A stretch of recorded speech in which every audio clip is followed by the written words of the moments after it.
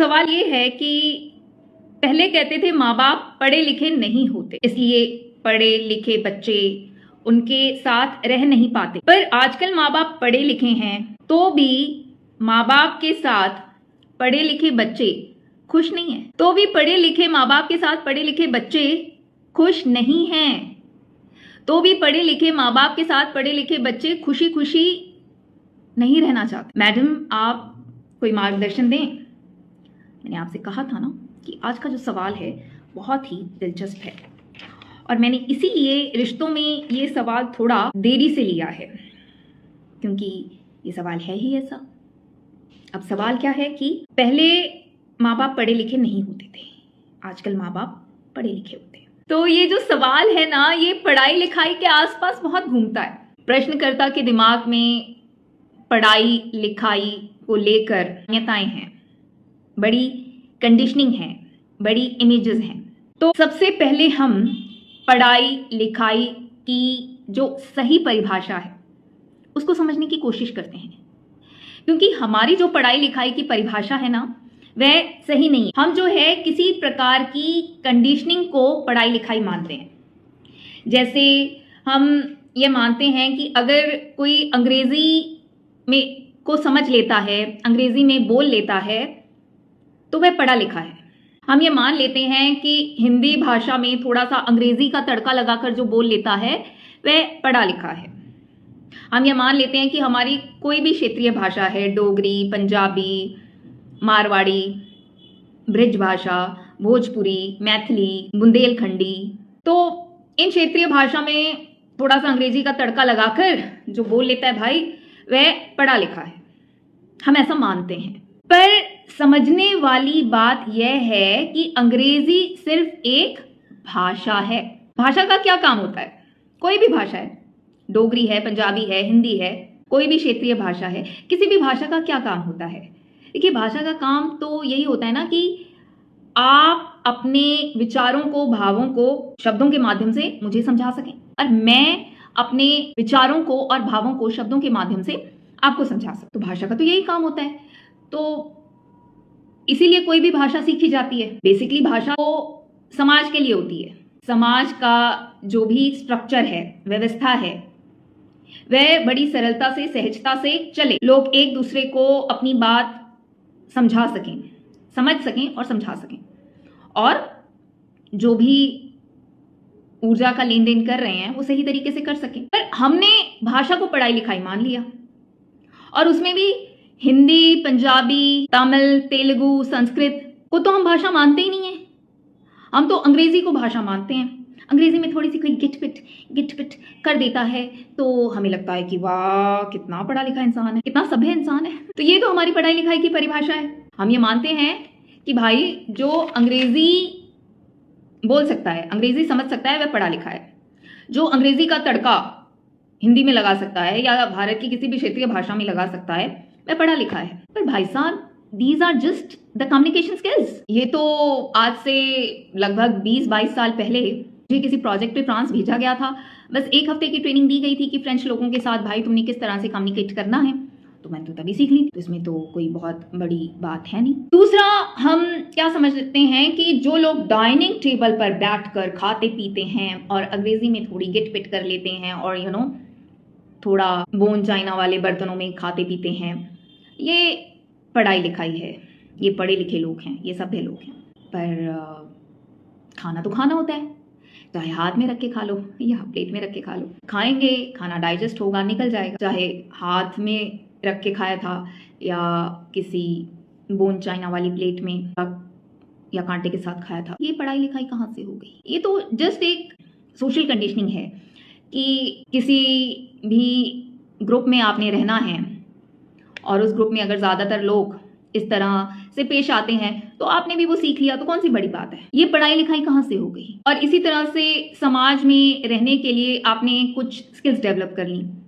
जैसे आपने गाड़ी सीख ली, गाड़ी से जुड़े ट्रैफिक के रूल्स सीख लिए, आपने ये सीख लिया कि कौन सा बिल जो है कहाँ भरना है, कैसे भरना है, यह आपने सीख लिया कि भाई बिजली का बिल है कहाँ भरना है, कैसे भरना है, पानी का बिल है, कहाँ भरना है, कैसे भरना है, मोबाइल का बिल है, कहाँ भरना है, कैसे भरना है, गाड़ी की इंश्योरेंस है, कहाँ करवानी है, कैसे करवानी है, गाड़ी का पोल्यूशन का जो सर्टिफिकेट है वह जो है कहाँ बनवाना है, कैसे बनवाना है, गाड़ी की जो फ्यूलिंग करवानी है वो कहाँ करवानी है, कैसे करवानी है। तो ये सब अगर आपने सीख लिया, क्या ये पढ़ाई लिखाई है? ये तो सिंपली स्किल्स हैं, सर्वाइवल स्किल्स हैं। और गाड़ी चलाने के लिए आपने जो ट्रैफिक रूल्स सीख लिए वो सिंपली नागरिक शास्त्र है। अगर आप वोट करते हैं, वोट डालने को पढ़ाई लिखाई मानते हैं, तो ये सिंपली एक नागरिक शास्त्र है।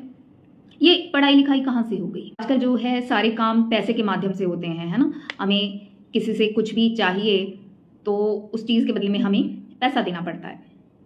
तो पैसे को मैनेज करने के लिए अगर आपने जोड़ना, घटाना, गुना करना, भाग करना सीख लिया, गणित सीख लिया, तो ये पैसे को संभालने के लिए आपने फाइनेंशियल स्किल्स सीख ली। तो ये पढ़ाई लिखाई कहाँ से हो गई? पढ़ाई लिखाई तो किसी भी इंसान को बेहतर बनाती है, पढ़ाई लिखाई तो किसी इंसान को सभ्य बनाती है, पढ़ाई लिखाई तो इंसान को इंसान बनाती है। पर ये जितनी भी स्किल्स हैं, कम्युनिकेशन स्किल्स है ना, ये आपका नागरिक शास्त्र, ये फाइनेंशियल स्किल्स, सोशल स्किल्स, ये सब तो आपने एक समाज में सरवाइव करने के लिए सीखा। ये तो आपने एक समाज में सरवाइव करने के लिए सीखा। एक्चुअली ये सब आपने सीखा अपने शरीर की सुरक्षा के लिए, अपने शरीर की सहूलतों के लिए, कि आपके शरीर को सहूलतें मिलती रहें, आपके शरीर की सुरक्षा बरकरार रहे। तो इसमें पढ़ाई लिखाई कहां से आ गई? और हम इन चीजों को पढ़ाई लिखाई मानते हैं क्योंकि ये चीजें तो देखिए, आजकल हम किसी एक देश से जुड़े नागरिक नहीं रहे हैं, हम अंतर्राष्ट्रीय नागरिक हो चुके हैं। मैंने भी अंतर्राष्ट्रीय कंपनीज के साथ काम किया है, तो ये तो 2-3 दिन में ट्रेनिंग दे दी जाती है, आराम से कोई भी कर लेता है। तो इसमें पढ़ाई लिखाई कहां से आ गई? ये सब तो शरीर के लिए है, शरीर की सुरक्षा के लिए है, शरीर की सहूलियत के लिए है। शरीर की सुरक्षा के लिए, शरीर की सहूलियत के लिए शरीर ही आपको सिखा रहा है। क्यों सिखा रहा है? ताकि ये सुरक्षा और सहूलत मिलती रहे। पर क्या हम असल में शरीर हैं? क्या हम असल में शरीर हैं? क्योंकि शरीर की तो देखो इतनी जरूरत है, खाना पीना, हाँ, जो खाया पिया वो अच्छे से डाइजेस्ट हो जाए और निकल जाए, यानी खाना पीना, हगना मूतना, शरीर को यही चाहिए और शरीर का यही सहजता से, सरलता से चलता रहना चाहिए। और इसमें से कहीं पे भी कोई दिक्कत होती है तो हमें परेशानी हो जाती है। एक दिन ढंग से हम हग ना पाए, हमारी हालत खराब हो जाती है। हमारी से मतलब शरीर की हालत खराब हो जाती है। पर क्या हम शरीर हैं? क्या हम शरीर हैं? हम शरीर नहीं हैं। हम क्या हैं?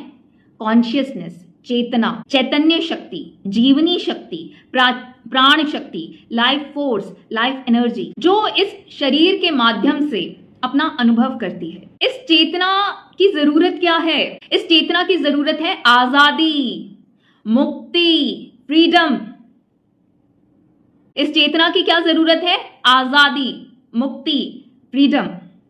अब आपका सवाल है कि बच्चे माँ बाप के साथ खुश नहीं हैं, क्योंकि जिनको आप बच्चे कह रहे हैं, आप समझिए, उनको किसी आजाद औरत या मर्द ने पैदा नहीं की, आजाद चेतना के साथ पैदा नहीं हुए। वो बंधी हुई, बंधनग्रस्त चेतना के साथ पैदा हुए। अब बंधी हुई किससे? 2 लोग सिर्फ साथ आए, क्यों? क्योंकि शादी करनी होती है, बच्चे पैदा करने होते हैं। अब शादी क्यों करनी होती है? शादी नहीं की तो अकेले रह जाएंगे, बच्चे पैदा नहीं किए तो बुढ़ापे का क्या होगा? तो शरीरों ने शरीर की सुरक्षा के लिए, शरीर की सहूलियत के लिए शरीर खड़े किए, और बहुत सारी उम्मीदों के साथ। यानी बंधी हुई चेतना ने, बंधनग्रस्त चेतना ने, बंदियों ने, कैदियों ने, किसके कैदी? मान्यताओं के कैदियों ने अपनी तरह के कैदी पैदा किए, उनको जेल दी अपनी उम्मीदों की, कि तुम्हें पैदा किया गया है हमारी सुरक्षा के लिए, हमारी सहूलियत के लिए। हम बुढ़े हो रहे हैं, हम बुढ़े होने से मतलब है कि हमारा शरीर बुढ़ा हो रहा है, तो हमारे शरीर की सुरक्षा और सहूलियत हमें चाहिए। अब नहीं अनुभव कर पा रहे अपने असल स्वरूप को कि मैं चेतना हूं, सामने वाला भी चेतना है। पर बात समझिए, चेतना जब भी बंधनग्रस्त होती है तो बेचैन तो होती है ना। अगर हम शरीर हैं, शरीर को सुरक्षा मिल रही है, शरीर को सहूलतें मिल रही हैं, तो शरीर को तो कोई कष्ट होना नहीं चाहिए, पर हमें तो बहुत बेचैनी होती है, हमें तो बहुत तड़प होती है। क्यों होती है ये बेचैनी, क्यों होती है ये तड़प? ये बेचैनी चेतना को होती है। चेतना तड़पती है, बंधनों के बोझ से तड़पती है।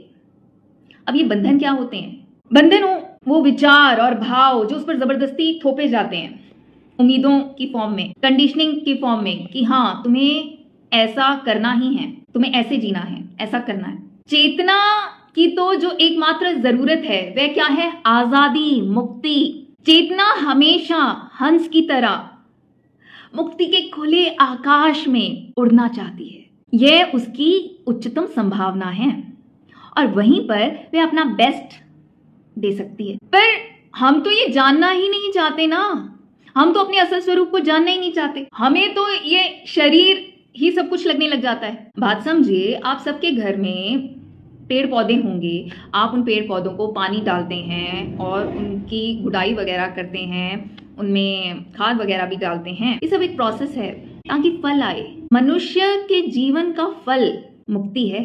मुक्ति, चेतना का असल स्वरूप मुक्ति है कि उस पर किसी भी तरह की कोई भी इच्छा नहीं थोपी गई है, पर ना अपनी ना बाहर की। तो ये दो लोग जो पास आए, ये तो इतनी ज्यादा बंधनों के साथ एक चेतना को शरीर देते हैं।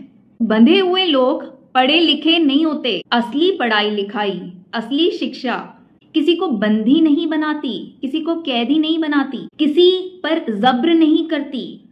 जब हम किसी पर अपनी किसी भी तरह की उम्मीद का बोझ डालते हैं तो हम उसको कैदी बनाना चाहते हैं। और आपको एक बहुत ही पते की बात बताऊं, एक कैदी ही दूसरे को कैदी बनाना चाहता है, क्योंकि इंसान के पास जो होता है वो वही बांटता है। एक कैदी के पास अपने बंधन होते हैं, अपनी बेड़ियां होती हैं, अपनी चेन्स होती हैं, तो वह दूसरों को भी वही बेड़ियां, वही चेन, वह बंधन देता है। और वही जो मुक्त है, यानी चेतना जहां पर मुक्त है, वह वहां पर यही चेष्टा होती है कि सबको अपनी मुक्ति मिले, बिकॉज हम सबके जीवन का उद्देश्य मुक्ति ही है। और मुक्ति से अर्थ है कि चेतना को हर प्रकार की कंडीशनिंग से, मान्यताओं से, इच्छाओं के बोझ से मुक्त करना। अब इसमें जैसे उदाहरण लेते हैं कि जैसे औरंगजेब हुआ, वह कैसी चेन से ग्रस्त था कि मैं बादशाह हूं, मैं किसी फलाने पंथ का हूं, तो मैं सुरक्षित तभी रह सकता हूं जब सारे उस पंथ के हों। तो जबरदस्ती लोग का पंथ परिवर्तन करवाया जा रहा है। और वहीं दूसरी तरफ गुरु तेग बहादुर जी हैं, गुरु गोविंद सिंह जी, जो कहते हैं कि कभी भी किसी पर किसी भी तरह का जब्र नहीं करना, जबरदस्ती नहीं करनी, फोर्स नहीं करना, जो जब्र के खिलाफ खड़े हुए। अब समझिए ना, वो जब्र इंसान की जो अज्ञानता वाली चाहतें होती हैं, उनका जब्र। अब औरंगजेब की वो अज्ञानता वाली चाहतें ही तो थी, जिससे ये समझ में आ रहा है कि वह खुद कितना असुरक्षित था, खुद कितना बड़ा बंदी था, कैदी था अपनी अज्ञानता का, अपनी बेहोशी का, अपनी बेलगाम चाहतों का। तो सबको वही बांट रहा है, जिससे लोगों को कितना कष्ट हो रहा है, दुख हो रहा है। पढ़ाई लिखाई हमें मुक्त कर्म करना सिखाती है। मुक्त कर्म से अर्थ है कि किस तरह से हमें अपनी जीवनी शक्ति का सही प्रयोग करना है। असली पढ़ाई लिखाई कुदरत के कानून की होती है। के कानून को उत्तर भारत में हुक्म कहा जाता है। रबजी दा हुक्म, अल्लाह दा हुक्म, कॉस्मिक लॉ, कुदरत का कायदा, विधि का विधान। और उन्हीं को गुरु कहा है जो कुदरत के कानून का ज्ञान हम तक सही प्योर भाव के साथ, शब्दों के साथ पहुंचाते हैं। जैसे कृष्ण, जैसे गौतम बुद्ध, जैसे बाबा नानक, जैसे संत कबीर, जैसे राजा जनक, जैसे राजा राम, जैसे भगत सिंह, जैसे स्वामी विवेकानंद, जैसे रामकृष्ण परमहंस, जैसे महाराजा रंजीत सिंह। तो बात समझिए, जब सही पढ़ाई लिखाई की जाती है तब जो इंसान की चेतना है, यानी समझने की शक्ति, वह मुक्त होती है, हर तरह के प्रभाव से मुक्त होती है, चाहे वह प्रभाव कहीं से भी आया है। आपके बायोलॉजिकल माता पिता से आया है, रिश्तेदारों से आया है, अध्यापकों से आया है, समाज से आया है। और असली पढ़ाई लिखाई कुदरत के कानून का ज्ञान है। अगर आज आप टूटी को अंग्रेजी में फॉसेट बोल देते हैं तो क्या आप पढ़े लिखे हो गए? ये पढ़ाई लिखाई है? हाँ, क्या आप अंग्रेजी में गिट पिट कर लेते हैं अच्छी खासी? ये पढ़ाई लिखाई है? पढ़ाई लिखाई है जब चेतना पूरी तरह से हर तरह के अहंकार से मुक्त है। हर तरह के अहंकार से मतलब जो भी पहचान उसको बाहर से मिली और जिस पहचान के आधार पर आसपास के लोग उसको नचाना चाहते हैं, वह उससे मुक्त है। अगर चेतना पूरी तरह से हर तरह के लालच से मुक्त है, हर तरह की अज्ञानता बेहोशी से मुक्त है, वह होती है असली पढ़ाई लिखाई। मैं आपको एक बात बताऊं, मेरे जो नाना नानी की जनरेशन है, जो लोग अब जा चुके हैं इस पृथ्वी से, ऑलमोस्ट वो जनरेशन जा ही चुकी है। ये बाहर की उन्होंने पढ़ाई लिखाई नहीं की थी, क ख ग ABCD नहीं सी, पर मेरे नाना जी वो कितने अदब से, प्यार से हमसे बात करते थे। वो डांटते भी थे ना तो बहुत अदब से, मतलब उन्होंने कभी ऐसे फील नहीं कराया कि भाई तुम यूजलेस हो, तुम बेकार हो। और वही मैं उनके बाद की जनरेशंस देखती हूँ और आज की जनरेशन देखती हूँ। कहने को 50s में पैदा हुए, 60s में पैदा हुए, 70s 80s 90s में, ये बड़ी पढ़ाई लिखाई वाली जनरेशन है। सच कहूँ तो ये इंसान को इंसान भी नहीं समझते, क्योंकि ये अपने आप को ही इंसान नहीं समझ पाए। क्योंकि देखिए, बुद्ध भी कहते एक इंसान को इंसान तभी कहा जा सकता है जब वह कुदरत के कानून को समझने लगता है, तब किसी को इंसान कहा जा सकता है। जब तक कोई कुदरत के कानून के ज्ञान को नहीं समझता, वह शरीर के प्रभाव में रहता है, वह प्रकृति के प्रभाव में रहता है, तो वह सही तरह से बिहेव ही नहीं करता। और हमारे आसपास मनुष्य का जामा पहने बहुत सारे लोग घूम रहे हैं, पर असल में वह इंसान नहीं है, वह जानवर हैं। इंसान उसी को कहा जा सकता है जिसको कुदरत के कानून का ज्ञान है, जो कुदरत के कानून की मर्यादा में रहता है, जो कुदरत के कानून के प्रति सचेत है। सचेत से अर्थ है कि जिसकी चेतना कुदरत के कानून में जा गई है, जिसका ध्यान हमेशा कुदरत के कानून पर रहता है। पर अगर किसी का ध्यान शरीरों पर रहता है, औरत का शरीर पास है तो मर्द के शरीरों पर रहता है, मर्द का शरीर खुद के पास है तो औरत के शरीरों में रहता है, वह इंसान नहीं है। जो पल पल वासना को जगा रहा है, लस्ट को जगा रहा है, वह इंसान नहीं है। जो पल पल अपने चित्त पर लालच को जगा रहा है, वह इंसान नहीं है। जो पल पल अपने चित्त पर झूठ को जगा रहा है, वह इंसान नहीं है। और अगर इस तरह की चेतना वाले आ जाते हैं, वासनाग्रस्त बच्चे पैदा कर देते हैं, तो दैट डज नॉट मीन कि उन्होंने कोई बहुत बड़ा काम किया है। दैट डज नॉट मीन उन्होंने इंसान पैदा किए।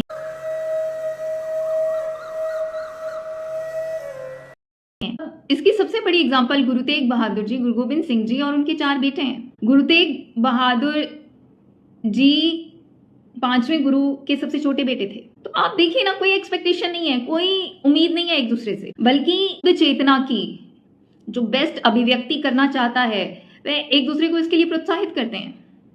जैसे 7-8 साल के थे गुरु गोबिंद सिंह जी जब कश्मीरी पंडित पहुंच गए थे गुरु तेग बहादुर जी के पास। क्यों पहुंचे थे? क्योंकि उनके साथ औरंगजेब जबर कर रहा था, जबरदस्ती। जहां पर असली पढ़ाई लिखाई है, वहां पर मुक्त चेतना होती है। मुक्त चेतना में जब कोई होता है तो वह मुक्त कर्म करता है, किसी के साथ जबरदस्ती नहीं करता, किसी भी तरह की कोई भी जबरदस्ती। और जबरदस्ती के खिलाफ कौन खड़ा हो सकता है? जिसके पास आत्मबल है। आत्मबल से मतलब होता है कि जिसके पास कुदरत के कानून के ज्ञान का बल है। कुदरत के कानून के ज्ञान का बल कैसे तैयार होता है? जितना हम कुदरत के कानून के ज्ञान को धारण करते जाते हैं, उसी ज्ञान में रहते हुए भाव, विचार, वाणी, क्रिया के स्तर पर ऊर्जा का सही प्रयोग करते हैं। जैसे अगर हम किसी की चुगली करते हैं तो ये ऊर्जा का सही प्रयोग नहीं है, इससे आत्मबल नहीं तैयार होगा, इससे एक कमजोर मन तैयार होगा। पर वहीं जब कोई समझता है कि देखो, जब किसी की चुगली करने का मन करता है तो असल में ये मन वासना जगा रहा है, लालच जगा रहा है, लोभ जगा रहा है, ये रस लेना चाहता है, तो समझ को जगा रहा है, होश को जगा रहा है। तो जब मन पर कुदरत के कानून के प्रति समझ और होश जगाया जाता है, पल पल जगाया जाता है, तो इस तरह से आत्मबल बढ़ता है। तो इस तरह के आत्मबल के धनी रहे गुरु तेग बहादुर जी, तभी वे औरंगजेब के विरुद्ध खड़े हो पाए। और उनको प्रोत्साहित उनके उस 7-8 साल के बेटे गुरु गोबिंद सिंह जी ने किया कि पिताजी, आप ही तो हैं इस वक्त इस पृथ्वी पर जो इस जबर के खिलाफ खड़े हो सकते हैं, तो खड़े हों, आप मेरी चिंता ना करें। और इसी तरह से आप आगे देखिए कि गुरु गोविंद सिंह जी के जो 4 साहिबजादे हैं, गुरु गोविंद सिंह जी ने अपनी किसी भी इच्छा को कभी नहीं उन पे थोपा, और उन्होंने भी अपनी किसी भी इच्छा को गुरु गोविंद सिंह जी पे नहीं थोपा। और अपनी मुक्ति में रहते हुए जो बेस्ट लाइफ एनर्जी का, जीवनी शक्ति का, कुदरत के कानून में रहते हुए सही प्रयोग किया जा सकता है, वह उन्होंने किया, करके दिखाया, ऐसा जीवन जी के दिखाया। पर हम ऐसी नियत से ना तो शादी करते हैं, ना बच्चा पैदा करते हैं। अब हम जिस नियत से शादी करते हैं, जिस नियत से बच्चे पैदा करते हैं, वो तो यही है ना कि मेरे शरीर को सहूलत मिले, मेरे शरीर को सुरक्षा मिले। और जब हम चेतना पे, किसी की भी चेतना पे इतना बड़ा जब्र करते हैं, मतलब किसी को लगातार बंदी बनाने की कोशिश कर रहे हैं, चाहे हमारे लब सिले हुए हैं, पर हमारी तो इच्छा यही है, तो कैसे वो हमारी उपस्थिति में खुश रह सकता है? हैं?